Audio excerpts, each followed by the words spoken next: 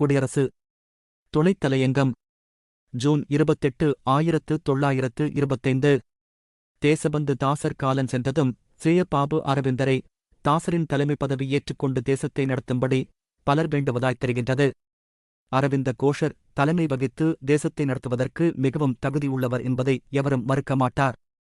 ஆனால் காந்தியடிகள் உழுது சேமித்து செய்து வைத்திருக்கும் நிலத்தில் அரவிந்தரின் விளை முளைப்பது கடினம்.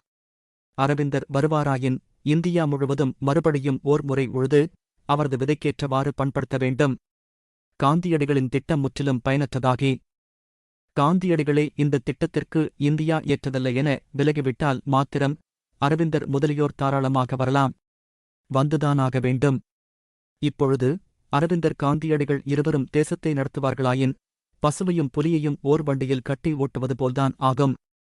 காந்தியடிகளே அரவிந்தரை அழைக்கிறாரெனின் அது ஒரு கோமாளி வேடமன்றி வேறல்ல.